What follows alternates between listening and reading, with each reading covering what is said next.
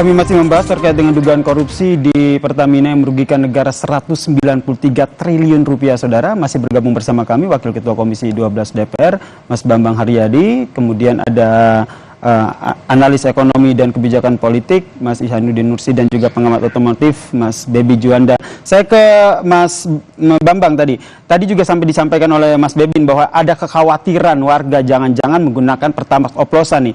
Tadi saat bertemu dengan Pertamina, apakah sudah diklarifikasi semua terkait dengan dugaan oplosan ini? Jadi kami pertama tidak hanya mengklarifikasi ke Pertamina, kita juga membandingkan ke sistem pengawasan di SDM kan. Kualitas ini yang itu Lemigas kan, di bawah Dirjen Migas.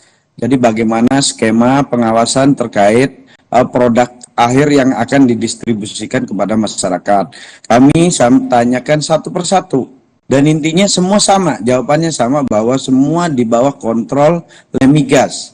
Dan itu diuji ini tidak hanya kualitas barang, tapi juga terkait pemberlakuan TERA kan, kuantitas yang akan diberikan kepada masyarakat, takarannya sesuai enggak itu. Nah, ketika kami mendengar penyampaian dari semua pihak, antara Pertamina maupun ini, kita sandingkan sama, jadi kita ambil kesimpulan bahwa posisi untuk merubah RON itu sangat tidak dimungkinkan, walaupun ada skema, karena Pertamina ada dua skema yang tadi saya sampaikan, bahwa Pertamina memiliki kilang. Di antara semua yang memiliki kilang hanya Pertamina. Jadi kami tidak ini kan. Jadi kalau Pertamina dia bisa memproduksi sendiri. Nah, tapi kami pastikan bagaimana skema distribusi dari kilang tersebut ke SPBU ini. Nah, sudah ditangkap ya Mas Bambang. Berarti sudah dipastikan bahwa tidak ada skema yang memungkinkan untuk adanya blending ataupun modus untuk melakukan pengoplosan. Saya ke Bang Ihsan Nursi nih, tanggapan Anda. Mungkin nggak ada pengoplosan sehingga kata Kejaksaan Agung kerugian hingga 193 triliun rupiah? Oke, yang pertama salah fokus ya. Kalau fokusnya ke blending atau ke oplosan salah, karena fokusnya mestinya ke ekspor importnya, lalu soal kompensasinya dan soal bagaimana subsidi itu yang terbesar. Oplosan itu ujungnya cuma persoalan kejahatan pidana biasa. Tapi kalau fokusnya ekspor impor, termasuk yang namanya penggunaan kompensasi dan subsidi, itu akan lain. Nah, kalau kita telusuri ekspor impor termasuk subsidi dan kompensasi, kita cuma tinggal menelusuri dari aliran transaksi keuangannya, PPATK ke Cukai. Lalu ujungnya kita akan tahu bagaimana uangnya ngalirnya kemana-kemana, dan ujungnya bisa kita tinggal lihat siapa yang mestinya dimiskinkan oleh Kejaksaan Agung, karena masyarakat yang dirugikannya sampai sedemikian tinggi. Itu yang pertama. Jadi artinya soal prioritas. Prioritasnya itu bukan soal blending oplosan, tapi prioritasnya adalah soal bagaimana ekspor impor, termasuk yang namanya subsidi dan kompensasi. Yang kedua, soal bagaimana sesungguhnya motif dalam rangka menegakkan stabilitas harga pada energi. Nah, kalau bicaranya stabilitas harga energi, pertanyaan besarnya menjadi, sampai sudah Pak Jau nih, Komisi 12 mendukung habis-habisan presidennya dalam rangka kemandirian energi. Kalau ceritanya di situ, Komisi 12 selesai undang-undang migasnya. Jadi ada persoalan besar, ini kan persoalan hilir. Cuma persoalan besar yang diabaikan, yakni soal undang-undang migas. Dan kemudian ini persoalan sudah satu generasi nggak beres. Jadi kalau Komisi 12 kayak gitu, ketinggalan zaman Komisi 12 mikirnya. Ketinggalan zaman banget gitu loh. Oke, tahan di situ dulu ya Mas Nursi, saya kasih kesempatan ke... Ini bukan hal baru gitu. Oke, silakan tanggapannya Mas Bambang. Ya betul, kami selama ini selalu ingin merevisi, karena kita sejak 2012 itu Undang-Undang Migas sudah dibatalkan oleh MK kan, salah satunya terkait BP Migas kan dulu kan. Nah, kita bagaimana menguatkan hulunya kan, posisi sampai saat ini memang SKK itu hanya di bawah menteri. Kita pengen ke depan di RUU Migas, kita sudah berkali-kali kita mau ajukan di pemerintahan kemarin, kita sudah berusaha untuk mengajukan menjadi skala prioritas kan, terkait RUU Migas. Itu saya sepakat dengan senior saya Pak Ihsanuddin Nursi, bahwa memang betul tadi kenapa kita ini lebih fokus kepada kualitas, dan juga karena di RON 90, karena RON 90 antara Vivo yang miliki RON 90 itu Vivo dan Patra Niaga kan. Nah, RON 90 yang di Patra Niaga ini Pertalite kan. Ini ada kompensasi. Ada sekitar 3.000 lebih. Nah, inilah yang potensi disalahgunakan. Nah, kalau itu kami sangat mendukung. Tapi terhadap Jangan masuk kualitas, ke technical problem. Kita mestinya masuknya ke struktural problem. Kalau Anda masuk ke technical problem, itu akan dijawab Pertamina seperti itu. Di tengah yang namanya kilang kita memang sudah out of date. ya, Jadi jangan masuk ke technical problem dulu. Anda urusin dulu kebijakan-kebijakan besarnya. Kalau Anda urusin kebijakan besarnya, soal hilirnya, soal mesonya bisa diatasi. Itu masalahnya. Itu yang dikehendaki oleh Presiden Prabowo Subianto. Jadi cara Ya. berpikirnya harus kita benahi. Cara berpikir seperti itu, kita mulai dengan hulunya. Hulunya kalau memang Gerindra, Anda dari Gerindra, memang mau menegakkan pasal 11 anggaran dasar Anda, plus mengikuti sumpah jabatan Anda, plus mengikuti sumpah jabatan Presiden, ikuti dengan baik bagaimana korupsi 153,7 triliun itu. Bongkar itu PPATK untuk menelusuri mereka. Miskinkan mereka karena uang rakyat yang mereka ambil. ya itu pasti kita juga akan berkoordinasi dengan teman-teman Komisi 3 kan. Bagaimana penegakan hukum. Kalau kami di Komisi 12 lebih kepada teknik, Pak. Jadi kalau penegakan hukum kita support.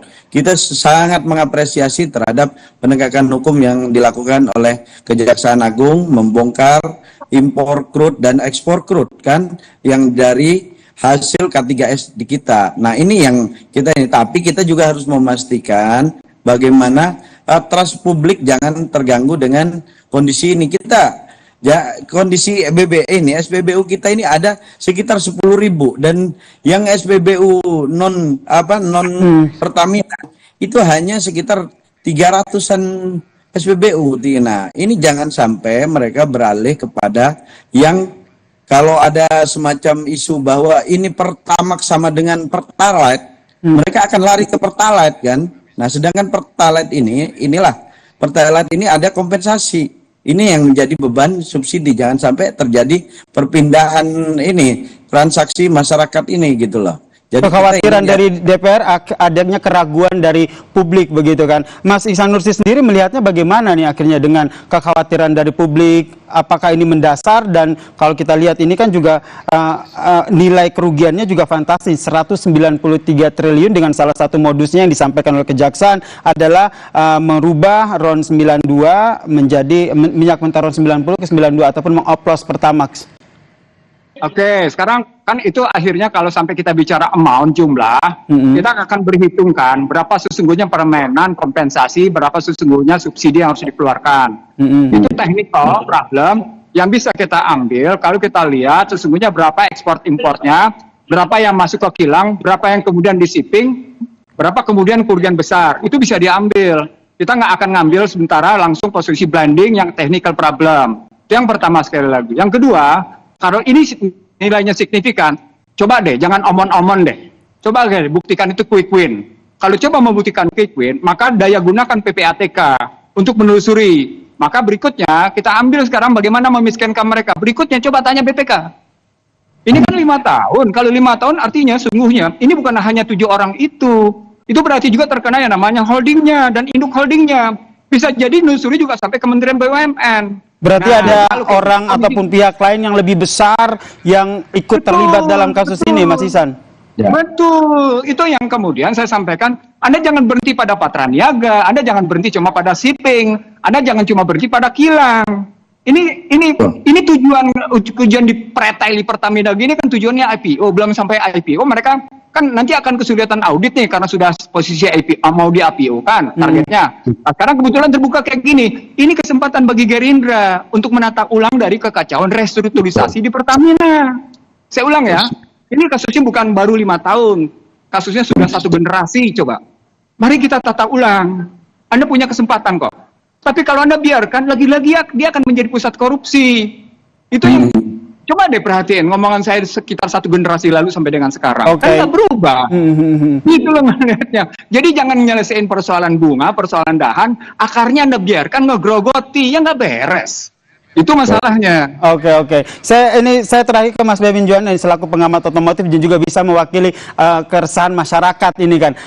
Dari keresahan masyarakat ini, apakah bagaimana akhirnya mereka bisa kembali lagi percaya bahwa menggunakan Pertamax yang sekarang ini bukan dioplos, dan meskipun sudah ada dugaan pengoplosan tidak akan terlalu berpengaruh dengan kendaraan yang kita gunakan? Rasanya juga tidak mudah untuk mengembalikan kepercayaan masyarakat kepada Pertamax. Karena masalah ini pertama kali saya dengar itu sebetulnya sudah dari akhir tahun lalu. Sudah ada ribut-ribut di mana kendaraan yang mengisi Pertamax sampai mogok. Waktu itu saya sampaikan ketika ditanya teman-teman media, saya bilang, itu mungkin hanya kasus setempat, belum menjadi isu nasional. Jadi coba kita lihat.